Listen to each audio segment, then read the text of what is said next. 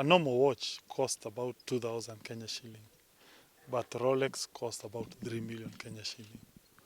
Land in Muthaiga, half an acre, is about, let's say, 40 million Kenya shillings, but an adjoining estate there, it costs about, let's say, 10 million. Or another example is liquor.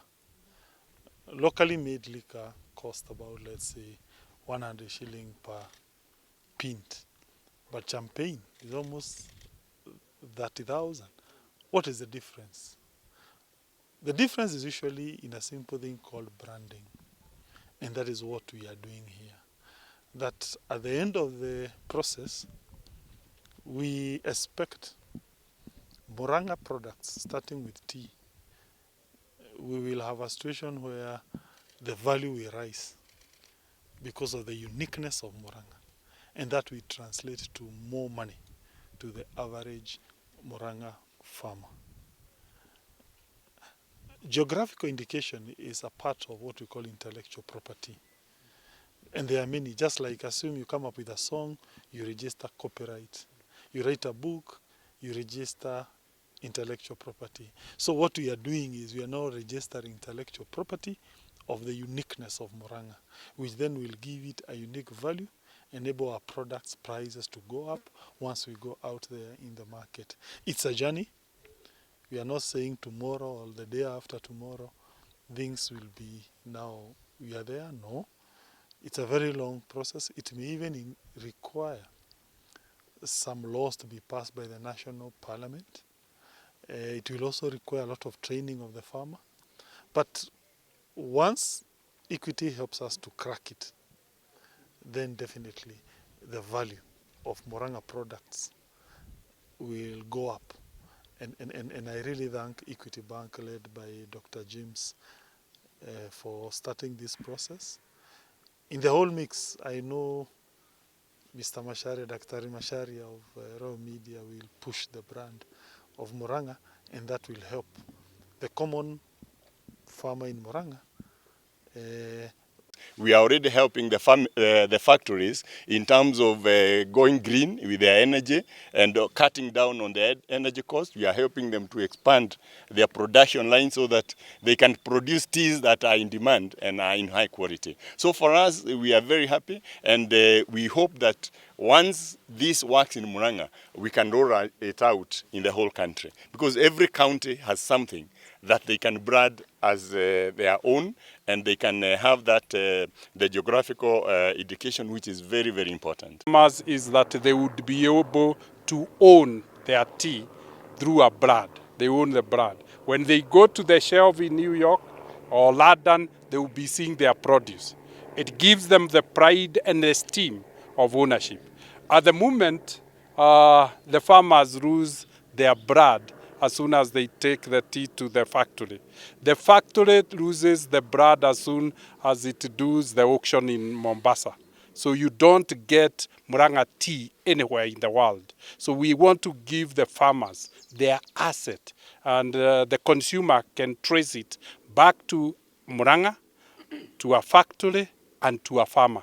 That's the process we want to be able to do, such that the consumer also knows which tea they are consuming. So it's a win for the consumer, a win for the farmer. What it will take the farmer is to own and protect their brand. So they will be the custodian of quality, because the quality will define the brand and will define the price the consumer will be willing to pay. And chances are, when you look at the whole process, if we get it right, we can get 3, 4, 5 times the value that they get of tea. But it's a journey, as I said, and it is determined by how we work together. But as Equity Group, and I, as James, a small-scale tea farmer, I'm fully committed to walk this journey with the rest of my colleagues, small-scale tea farmers.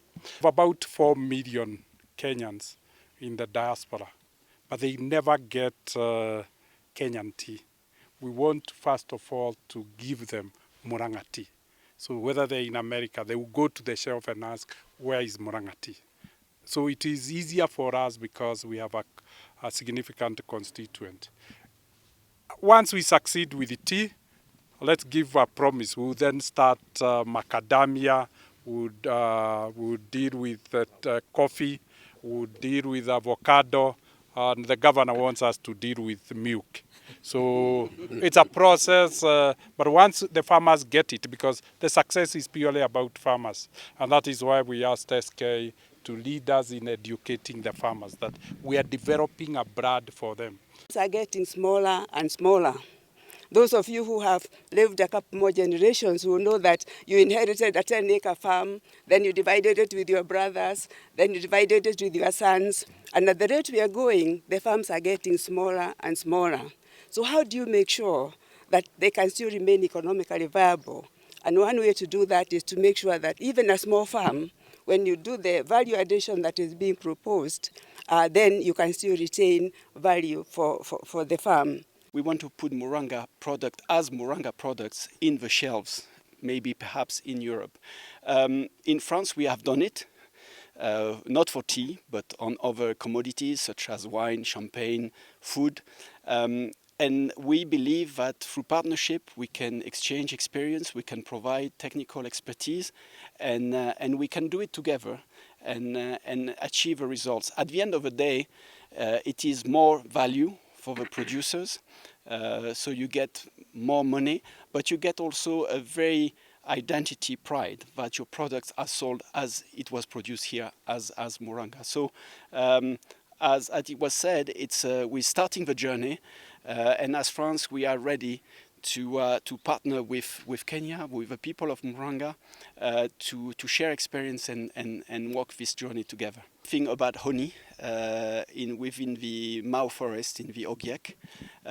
We were looking also at coffee. I think all commodities that are produced locally potentially can be part of this program of local indications.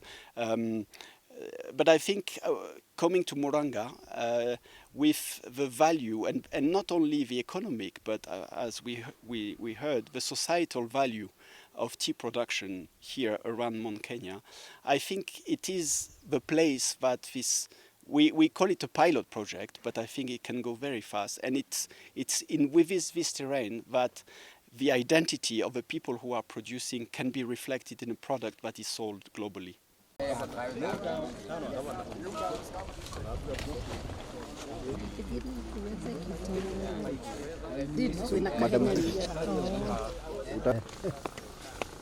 Congratulations. During our time, his father used to have.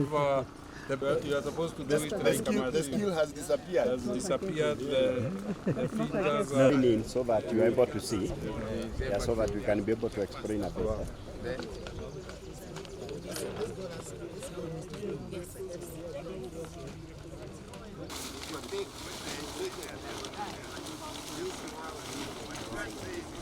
Yeah, when we are growing up, this is how we pay school.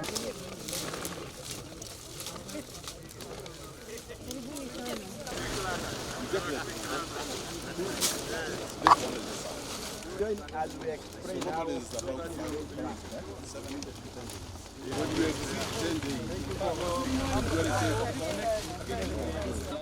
So let me just start by saying welcome to Goshen Farm. We are a family-run farm. So we are mixed business. We do animal husbandry as well as vegetables. That is the final plan. So the key is paying for it, the mandatory payment. And then remove what they have paid you, and that's what is called bonus. Package. 51 shillings. Yes. So you can say multiply what you are taking.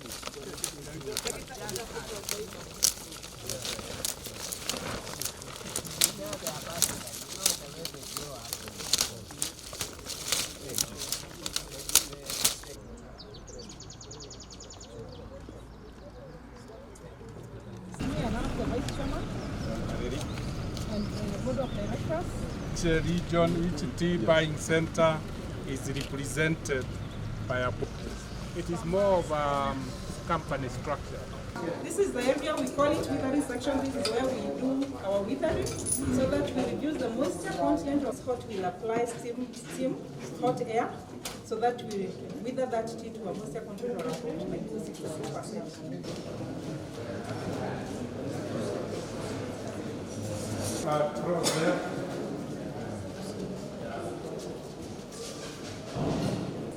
This is mechanical or is it manual? After oxidation, we'll now bring the dool for drying. Entry here is restricted because already now we've reached the critical. Integrating is purely on grain size. If you want premium quality, then we consider.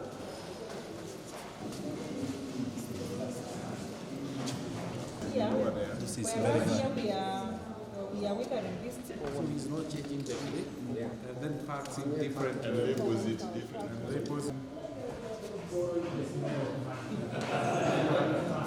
Clearly marked and labeled, you can trace it back where it came from. The grade, the net weight, and the gross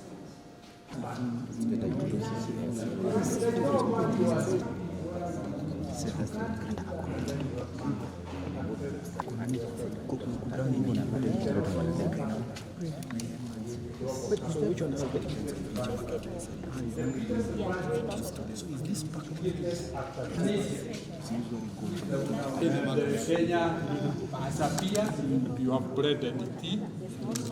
Now what happens is that most of drink. But yet you produce more of the black, no? We produce more because it's history. and 30%.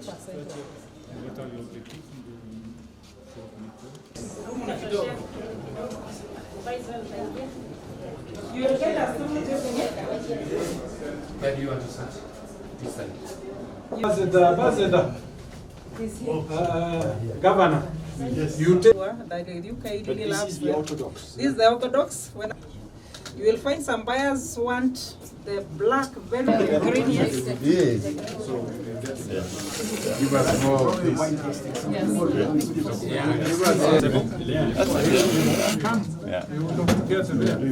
You need to be near the Sweet.